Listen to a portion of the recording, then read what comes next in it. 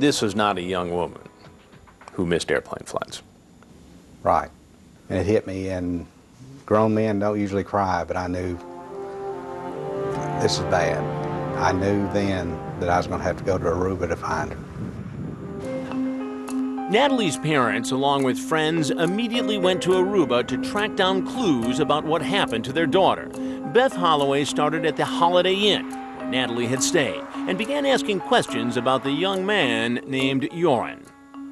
So all I did was give this little bit of information to the nighttime manager, and she knew instantly who he was. And who was he? She said, oh, that's Joran Vandersloot, and he likes to prey upon young female tourists. And I went, oh, dear God, you know, he got one. Beth's friends then confronted Vandersloot at his home, pressing him for details about what happened after he and Natalie left the bar. The words that he uses are sexually explicit and graphically detailed of what he is engaging in, the conduct he's engaging in with Natalie in the backseat of the car. By that point, police had arrived at the house. Joran's father, Paulus Vandersloot, a politically connected lawyer, hovered as police questioned his son. When it came to the key question, when did Joran last see Natalie, Joran said that he and two friends, brothers Deepak and Satish Kalpo, had dropped her off at her hotel around 2 a.m. End of story. He wanted to go show us where he had dropped her off. Here at the Holiday Inn, Joran himself showed Beth and the rest of the group where he supposedly left Natalie, here at the hotel's front entrance. So he spread his arms out, said, this is where I dropped her off. And he explained how she got out of the car and she stumbled, and he said she fell and she hit her head. Vandersloot and his friends were arrested, but soon released for lack of evidence. For days and weeks, the family got nowhere trying to find answers. Searches were conducted on land and at sea, and the Holloway family went to extremes to find Natalie. But for 3 years, there were no solid leads. Yet, journalist Barbie Nadeau of the website The Daily Beast says Joran Vandersloot refused to keep a low profile. He's got a real hunger for publicity. He seeks out the media. He wants to talk. Nadeau interviewed a Dutch private investigator who spent several days with Vandersloot. He said that this young man loved to talk about Natalie Holloway. He loved the idea that he was connected to this death. It was fame for him. It was a need he had. He's a very narcissistic young man, and being affiliated with a high-profile murder fed his desire for fame. Vandersloot himself says he was paid for interviews in which he admits he lied. I misused the situation for my own advantage, and I feel bad about that, and if I could change that, I would take it back for sure. 2 years after Natalie's disappearance, Vandersloot appeared on this Dutch TV show to talk about the Holloway case. In a heated exchange, he threw a glass of wine in the face of crime reporter Peter R. de Vries. Then, in 2008, in a hidden camera sting set up by that same reporter, Vandersloot was caught saying he was with Natalie when she died on a beach, and that he had a friend with a boat get rid of the body. For the Holloways, watching the show was beyond painful.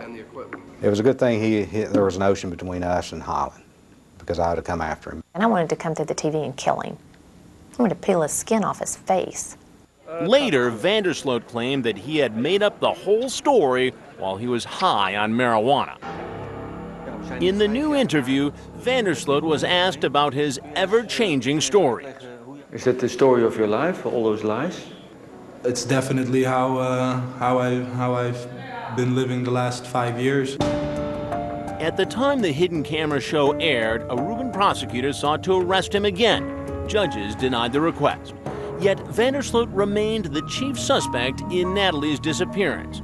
But all the while, he was able to travel the world, a young single guy out to have fun. Coming up, Vandersloot lands in Bangkok, where some say he tried a whole new line of work. He was selling the girls. It was sex trade. When Joran Vandersloot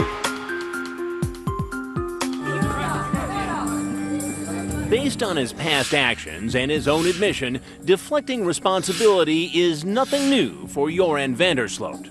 I guess a lot of the time I thought that maybe consequences didn't apply to me, and now is a good time to see that just like for everything you do, there's a consequence, and yeah, you have to think better about something when you do it, make a thoughtful decision.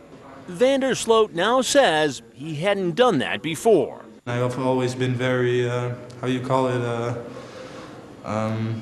impulsive. Always been take a action right away, make a decision immediately, and not think about what the consequences are. He's had plenty of time to think about the consequences in prison in Peru, where he's facing murder charges in the killing of Stephanie Flores. But instead of seeing himself as a suspected murderer, van der Sloot portrays himself as a victim, believe it or not, slamming the parents of Natalie Holloway for ruining his life's plans. How did your life changed after the disappearing of Natalie? Was obviously a huge change in my life. I was gonna go study in the States, ended up having to go to Holland. His plans to complete his studies at a university there didn't work out either. He moved from place to place, back and forth between Aruba and the Netherlands. After the infamous hidden camera sting about the Holloway case on Dutch TV, he hit the road again. Soon after, van der Sloot ended up here in this bustling university district in Bangkok, Thailand, about as far from Aruba as one can get. That was in 2008, and there are still questions about van der Sloot's motives and intentions for wanting to come to this part of the world. Dateline uncovered immigration records showing van der Sloot, until recently, lived the life of a jet-setting international playboy.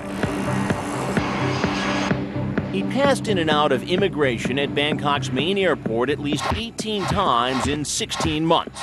Thailand, travel all over the world, and I've been mostly just after that trying to enjoy myself, and been busy with with what's happening at this moment, not thinking about the future. From Bangkok, he made trips to Southeast Asian gambling meccas such as Macau and Manila. When he was in Bangkok, he lived in this house, sharing it with two other college-age roommates. And near Rangsit University, where he briefly attended classes, van der Sloot owned a small coffee shop. Are you the Joran van der Sloot? And he's, yes, I am the Joran van der Sloot. Did he seem proud of that? Very. Matthew Lovesey, an American school teacher, says he met van der Sloot in a Bangkok pizza place. He was there with a girl, blonde girl. And what went through your mind when you saw him sitting next to a young blonde woman who appeared to be not only a student at the university, but his date? At first I was like, well, obviously she can't know who he is. I mean, but whenever he just advertised who he was, when he just had no shame about it, I had to wonder if perhaps, you know, she either didn't care who he was, you know, she either didn't know or didn't care. In a word, how would you describe his attitude? Definitely bold, brazen. What was his reputation here? You know, I heard that he was hard up for cash. If he was hard up for cash in Bangkok, that might explain his next brush with infamy. Journalist Barbie Nadeau. Joran van der Sloot, by any standard of measure, was very much obsessed with money and making money. And sex trafficking is a lucrative business. And a lot of people close to him and a lot of people close to his family believe that Joran saw that as a possibility to earn income. Following up on a tip in November 2008, Dutch reporter Peter R. de Vries conducted another sting at this Bangkok hotel. Hidden cameras recorded van der Sloot attempting to persuade young Thai women to move to the Netherlands to work as exotic dancers. It was obviously that he was selling the girls. It was sex trade, no doubt about that, and women trafficking. Van der Sloot denied he was trafficking women, and no charges were filed against him in connection with the incident. Then his time in Bangkok ended abruptly in February of this year. His father, attorney Paulus van der Sloot,